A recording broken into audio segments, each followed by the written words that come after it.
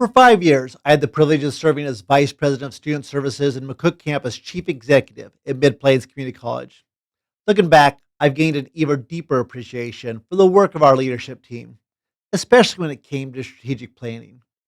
We operated under the HLC AQUIP accreditation pathway, which meant every 5 years we received feedback and developed 15 strategic initiatives. The remarkable thing, most of them got done. Our CFO updated the facility master plan, the Vice President of Academics spearheaded the academic master plan, and I had the opportunity to create a strategic enrollment plan. This wasn't just a team that planned well, it was a team that executed. Our Vice President of Academics, for instance, worked tirelessly, leading countless initiatives to improve teaching, update faculty processes, and keep learning at the forefront. When it came to facilities, our President and CFO meticulously ensured projects stayed on track. We are a team that came up with a plan and worked incredibly hard to see it through. However, there was a significant drawback. Our team didn't always connect effectively with the people who had to do the work. Plans were made and executed that deeply affected college personnel, and the cabinet didn't always secure buy-in before implementation. We were so focused on getting things done that we sometimes overlooked building strong relationships throughout the organization and ensuring everyone was on board with major changes. Looking at this cabinet's strengths, it's clear we excelled at strategy and execution. We had a noticeable weakness in influencing and relationship building. When the cabinet collectively reviewed our strengths, this became evident. Our president, a natural relationship builder, began to proactively cultivate stronger connections across the college. This awareness of our team's strengths and weaknesses helped us recognize our blind spots and develop systems and partnerships to address these areas. In our last lesson, we discussed the importance of understanding individual strengths. The crucial next step is to examine a team's collective strengths. There are multiple benefits when a team reviews each other's strengths as a group. First, it creates a common language and a shared understanding of what each team member excels at. For example, at Northeastern Junior College, I worked with an admissions recruiter who was simply world class. His ability to build relationships with counselors, connect with students, deliver impactful presentation, and devise strategies to get prospective students on campus was exceptional. His strength significantly boosted enrollment from the Denver area, convincing students to travel past multiple community colleges to study in Sterling. The flip side, he struggled with internal processes, particularly with expense reimbursements and travel details. The meticulous steps required by the business office to safeguard public funds were often frustrating for him, straining internal relationships and causing stress. However, another team member excelled at these very details, with a keen eye for organization and proper submission. By partnering them, the process became smoother, stress levels decreased, and relationships improved across the board. By identifying what each person did well and where they needed support, we fostered these crucial partnerships within the team. Understanding strengths transformed what were once frustrating areas into some of the most appreciated aspects of our teamwork.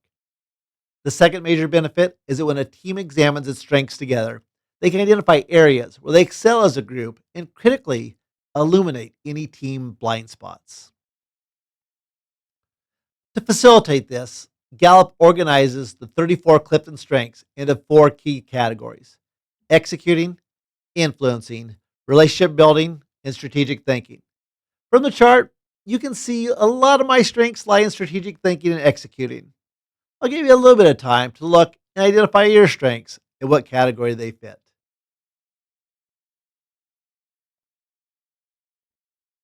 Next, we'll look at a team strengths based on by category.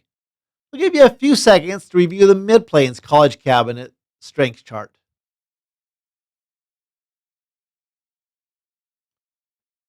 As you can see, there's a strong concentration of strengths in the executing and strategic thinking categories. This visually confirms why this group was so effective at planning and then meticulously bringing those plans to fruition. It also clearly shows why it wasn't natural for this group to gather widespread buy-in for their plans. I'll give you a little time to review another example. Here's a business office from a former college.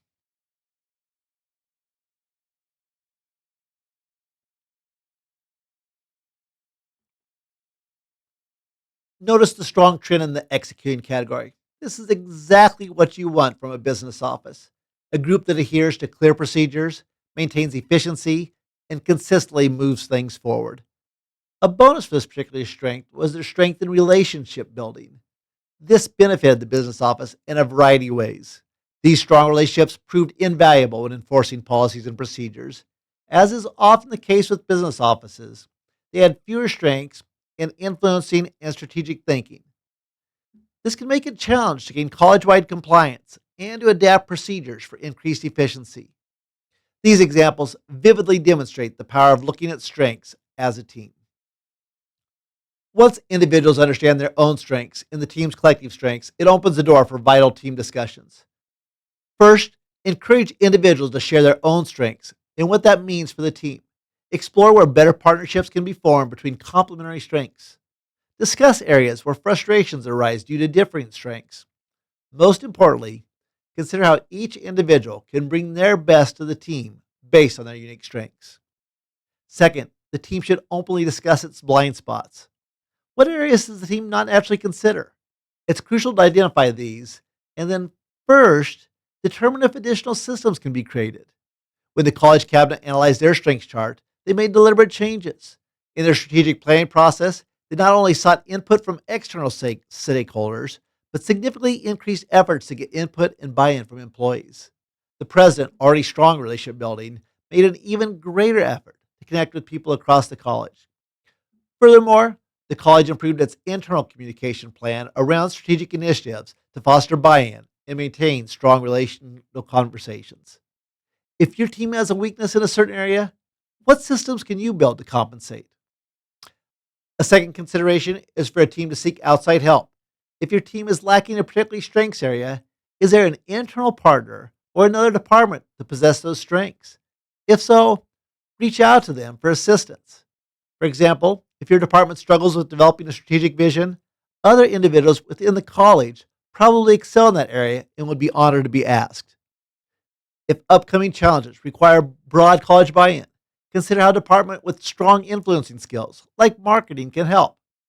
Developing these strategies and partnerships will help your team perform at a higher level and effectively cover any blind spots. After your team understands their individual strengths, work to foster a deeper understanding of each other's strengths to create powerful partnerships. Then have the team collectively examine areas of weakness and identify where external or internal partners can be developed.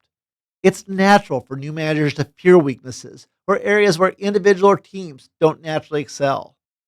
However, through a structured approach, you can truly appreciate the strengths you and your team possess and convey that it's perfectly acceptable not to be strong in every area. This shifts from a fear based approach to a trust based approach and will build stronger partnerships both within your team and across departments. All of this contributes to the characteristic of truly strong teams. First, strong teams have psychological safety. Team members can be honest with each other and with you as their supervisor.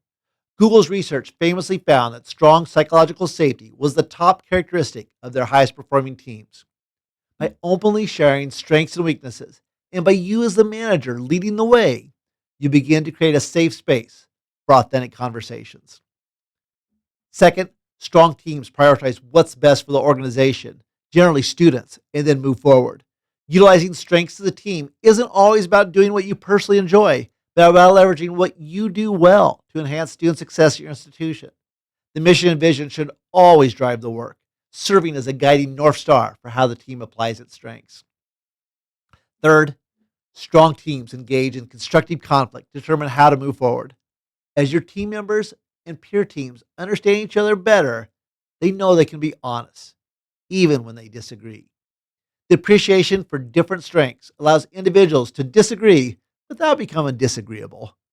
Sometimes, as a manager, you'll need to make a decision after a conflict, and then the team will then unite and move forward together.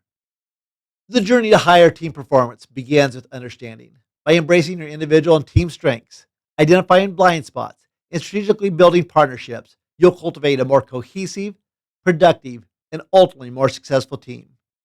Your next step after watching this video is to utilize the provided template. This will help you map out your team's strengths and areas for development. Then, use the accompanying questions and the strengths chart to facilitate a team discussion. Encourage everyone to share how they can bring their best strengths to the team and explore how your team can strategically partner to fill any gaps.